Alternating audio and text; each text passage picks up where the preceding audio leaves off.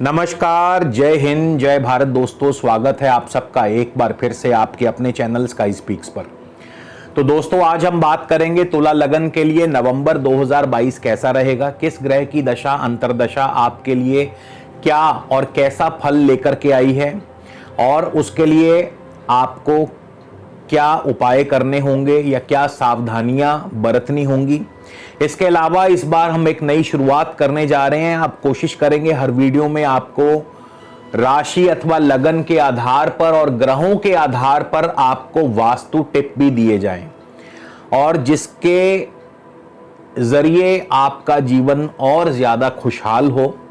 तो कहीं भी जाइएगा मत दोस्तों, वीडियो को शुरू से लेकर अंत तक जरूर देखिएगा। इसके अलावा यदि आप मुझसे किसी भी प्रकार का निजी ज्योतिषीय परामर्श लेना चाहते हैं तो स्क्रीन पर या वीडियो के डिस्क्रिप्शन में आपको मेरी कॉन्टैक्ट डिटेल्स मिल जाएंगी, आप मुझसे संपर्क कर सकते हैं, मगर परामर्श लेने के लिए शुल्क लागू रहेंगे। इसके अलावा दोस्तों, अगर आपने अब तक हमारे चैनल को सब्सक्राइब नहीं किया तो कृपया हमारे चैनल को सब्सक्राइब कीजिए ताकि जब भी कोई नया वीडियो हम अपलोड करें तो आप तक पहुंचे सबसे पहले। तो चलिए सबसे पहले जानते हैं ग्रहों की चाल। सूर्य, बुध, शुक्र और केतु ये चारों के चारों आपके लगन में है, यानी तुला राशि तुला लगन में है। शुक्र अपनी राशि में है, सूर्य नीच के हैं। शुक्र 11 नवंबर को, बुध 13 नवंबर को और सूर्य 16 नवंबर को धन भाव में चले जाएंगे वृश्चिक राशि में। शनि चौथे भाव में है, स्वराशि में है शनि मकर राशि में। शनि मार्गी हो चुके हैं, पिछले ही महीने मार्गी हो गए थे। बृहस्पति आपके छठे भाव में है मीन राशि में। बृहस्पति 23 नवंबर को मार्गी होने वाले हैं। राहु सप्तम भाव मेष राशि, मंगल आपके भाग्य स्थान में है और मिथुन राशि में है। मंगल वक्री भी है, मंगल 13 नवंबर को अष्टम भाव में आने वाले हैं। तो सबसे पहले लग्नेश शुक्र से ही शुरुआत करते हैं। तो शुक्र की दशा अंतरदशा आपको कैसा और क्या फल देने वाली है, यानी जिनको भी तुला लगन के जातकों को इस समय शुक्र की महादशा अंतरदशा या प्रत्यंतर दशा चल रही है तो शुक्र आपको कैसा फल प्रदान कर सकते हैं। शुक्र 3 नवंबर को विशाखा यानी गुरु के नक्षत्र में होंगे। गुरु छठे भाव में है और गुरु वक्री हैं, गुरु तृतीय भाव के स्वामी भी हैं। तो क्या होगा, नौकरी में विघ्न और रुकावट पैदा करते हैं। नौकरी मिलने वाली थी लेकिन किसी वजह से डिले हो जाएगी। कोई यात्रा होने वाली थी वो डिले हो जाएगा। क्यों? क्योंकि बृहस्पति वक्री हैं। तो बृहस्पति यहाँ पे रोग, ऋण और शत्रु ये तीनों चीजें प्रदान करते हैं। थोड़ा सा सेहत का ध्यान रखिए और नौकरी में अभी आपकी दुविधा बरकरार रहेगी। 14 नवंबर को शुक्र शनि के नक्षत्र में होंगे। शनि आपके चौथे भाव में होंगे और शनि चौथे भाव में अपनी राशि में है, स्वराशि में है। चौथा भाव जमीन जायदाद का है, तो जो लोग जमीन जायदाद के कार्यों से जुड़े हैं उन्हें भरपूर लाभ मिलने वाला है। कोई ना कोई सौदा आपका फाइनलाइज हो सकता है, किसी ना किसी सौदे में आपको अच्छा लाभ मिल सकता है। इसके अलावा घूमना फिरना, सैर सपाटा और इसके अलावा विद्यार्थियों का मन जो है वो भी पढ़ाई में बहुत बढ़िया रहेगा, यानी पढ़ाई में विद्यार्थियों का प्रदर्शन बहुत बढ़िया रहेगा और संतान की तरफ से भी आपको सुखद अनुभव प्राप्त होते रहेंगे। 24 नवंबर को शुक्र चले जाएंगे बुध के नक्षत्र में और बुध जो हैं आपके नवम और द्वादश भाव के स्वामी हैं। लंबी दूरी की यात्रा, विदेश यात्रा, विदेशी व्यापार फलेगा फूलेगा, भाग्य आपका साथ देगा। धार्मिक यात्राएं भी हो सकती हैं। पिता पक्ष की तरफ से आपको सुखद अनुभव, सुखद फल प्राप्त होंगे और आपके राजनीतिक जीवन में भी तरक्की आपको हासिल होगी। सूर्य की बात कर लें, सूर्य का दशा अंतरदशा आपको क्या फल दे सकती है या क्या फल देने वाली है तुला लगन में जिनको भी सूर्य की दशा अंतरदशा चल रही है। सूर्य नीच भी हैं और सूर्य राहु के नक्षत्र में भी हैं, यानी राहु सप्तम भाव में बैठे हैं। दाम्पत्य जीवन में कड़वाहट पैदा करते हैं, पार्टनर के साथ अनबन करवाते हैं। 6 नवंबर को सूर्य चले जाएंगे गुरु के नक्षत्र में। गुरु छठे भाव में है, रोग, ऋण और शत्रु पैदा करते हैं। गुरु वक्री हैं, नौकरी में दिक्कतें पैदा करते हैं और व्यर्थ की भागदौड़ बढ़ाते हैं। 19 नवंबर को सूर्य चले जाएंगे शनि के नक्षत्र में। शनि चौथे भाव में है, अपनी राशि में है। हालांकि दोनों शत्रु हैं लेकिन जमीन जायदाद में आपको फिर भी लाभ और सफलता मिलने के प्रबल चांस होंगे और कोई ना कोई जमीनी सौदा आपका सिरे लग सकता है और इसके अलावा पढ़ाई में भी विद्यार्थियों का प्रदर्शन ठीक ठाक रहेगा।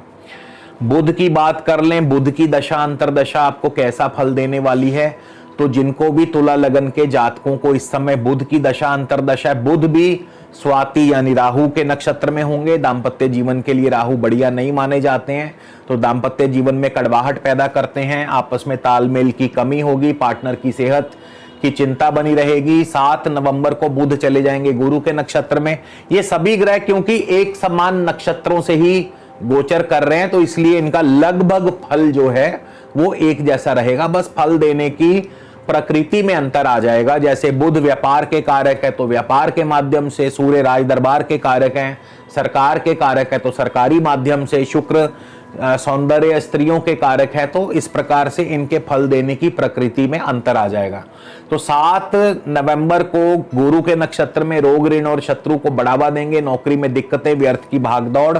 15 नवंबर को बुध चले जाएंगे शनि के नक्षत्र में, जमीन जायदाद संबंधी कार्यों से लाभ, विद्यार्थियों के लिए समय अच्छा रहेगा। 24 तारीख को बुध स्व नक्षत्र में होंगे, यानी पिता की तरफ से आपको पैतृक सुख संपदा, पिता के सुख की प्राप्ति या पिता से सुखद सहयोग, सुखद अनुभव प्राप्त होंगे।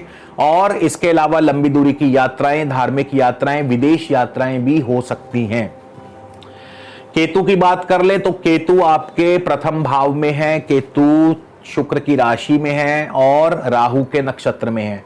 तो केतु यहाँ पर मिश्रित फल देंगे अपनी दशा अंतरदशा में। सेहत और स्वास्थ्य का थोड़ा ध्यान रखिए, दाम्पत्य जीवन में भी दिक्कतें पैदा कर सकते हैं, चोट दुर्घटना आदि के योग भी बनते हैं, धन हानि, स्वास्थ्य हानि। तो केतु की दशा अंतरदशा बढ़िया नहीं है। शनि की बात कर लें तो शनि की दशा अंतरदशा आपको कैसा फल देगी। शनि चौथे भाव में है, अपनी राशि में है, लेकिन शनि धनिष्ठा नक्षत्र मंगल के नक्षत्र में, मंगल वक्री हैं, धनेश और सप्तमेश मंगल वक्री होकर के नवम भाव में पड़े हैं। तो क्या करेंगे, पैसा रुकेगा, धन स्थान के स्वामी है तो पैसा रुकेगा, यानी वक्री है ना, डिले करेंगे चीजों को, तो किसी से पेमेंट आने वाली थी रुक जाएगी। सप्तम भाव के स्वामी है, अगर कोई घर में वैवाहिक या मांगलिक कार्य होने वाला था वो रुक जाएगा, यानी वैवाहिक कार्यों में बाधा पैदा करेंगे, पार्टनर की सेहत को नुकसान करेंगे और भाग्य आपका साथ नहीं दे पाएगा। ये शनि की दशा की बात कर रहा हूं। क्यों? क्योंकि शनि मंगल के नक्षत्र में है। इसी तरह गुरुदेव की बात कर लें, देवगुरु बृहस्पति आपके छठे भाव में मीन राशि में है, तो गुरु की दशा अंतरदशा कैसा फल देने वाली है। अब गुरु जो हैं स्वयं वक्री हैं मगर शनि के नक्षत्र में है, तो गुरु शनि का फल देंगे। शनि कहां बैठे हैं? अपनी राशि चौथे भाव में। तो भूमि, भवन, वाहन, कृषि और शिक्षा, इन पांचों क्षेत्रों में आपको लाभ होगा, खास करके जमीन जायदाद, क्योंकि शनि का डायरेक्ट संबंध जो है जमीन जायदाद से है, तो जमीन जायदाद संबंधी कार्यों से भरपूर लाभ मिलेगा। यदि आप प्रॉपर्टी से जुड़े हैं, यदि आप कृषि क्षेत्र से जुड़े हैं, कृषि कार्यों से जुड़े हैं, तो और माइनिंग वगैरह से जुड़े हैं, तो आपको इन क्षेत्रों से बहुत ही अच्छा लाभ होगा।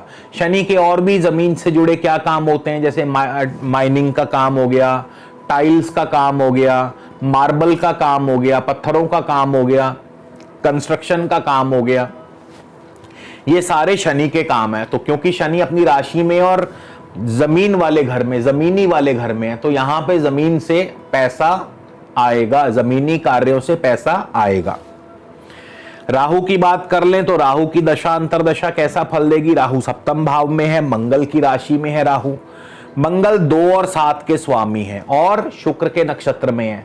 शुक्र अष्टमेश भी है, लग्नेश भी है। राहु की दशा अंतरदशा में ध्यान रखिएगा, क्योंकि राहु मंगल मार्केश है तुला लगन वालों के लिए, और शुक्र लगन के साथ अष्टमेश भी है।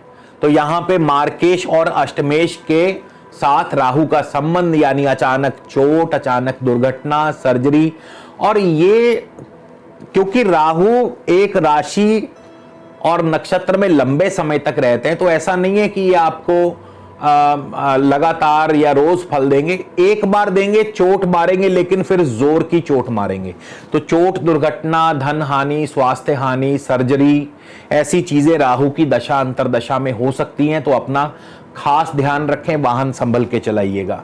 मंगल की दशा अंतरदशा कैसा फल देगी। मंगल मिथुन राशि भाग्य भाव में अब अगर वक्री हैं, और मंगल जो है मृगशिर नक्षत्र अपने ही नक्षत्र में है, तो मंगल की दशा में क्या होगा, कारोबार रुकेगा, कारोबार में विघ्न और रुकावट पैदा होंगे, दाम्पत्य जीवन के लिए शुभ नहीं है।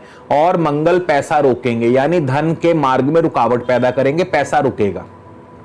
क्यों? क्योंकि धनेश हैं, सप्तमेश हैं और वक्री हैं। तो धनेश होके धन रोकेंगे, सप्तमेश होके घर में तनाव पैदा करते हैं, मांगलिक कार्य वैवाहिक कार्यों में रुकावट पैदा करते हैं। तो इस प्रकार से मंगल की दशा अंतरदशा आपको फल देने वाली है। अब हम बात करेंगे विशेष उपाय। देखिए, एक तो इस महीने राहु का उपाय बहुत जरूरी है, क्योंकि राहु की जो इस समय स्थिति चल रही है, गोचरीय स्थिति बहुत बढ़िया नहीं है। राहु एक तो मार्केश के राशि में है, मारक स्थान में स्वयं बैठे हैं, सप्तम भाव मारक स्थान है, और राहु अष्टमेश के नक्षत्र में है। तो राहु के लिए सबसे सरल, सबसे उत्तम उपाय है कि आप जितनी ज्यादा से ज्यादा हो सके गौ माता की सेवा करें, सतनाजा यानी 7 प्रकार का अनाज आप दान करें, तो राहु सदैव प्रसन्न रहेंगे। और इस महीने का वास्तु टिप तुला लगन वालों के लिए, शुक्र आपके अपने लगन में हैं, और तुला लगन जो है ये आपके west of the south west corner की स्वामी है। जो तुला राशि है ये west of the south west corner की स्वामी है। तो इस दिशा की तरफ सफेद फूल लगाएं, यानी सफेद पुष्प लगाएं। अगर कच्ची जमीन नहीं है तो गमलों में भी लगा सकते हैं। तो इससे आपका शुक्र और ज्यादा स्ट्रांग होगा और शुभ फलों में वृद्धि होगी। तो इसी के साथ दोस्तों आपसे विदा लेता हूं, अगले वीडियो में आपसे फिर मुलाकात होगी। तब तक के लिए नमस्कार, जय हिंद, जय भारत।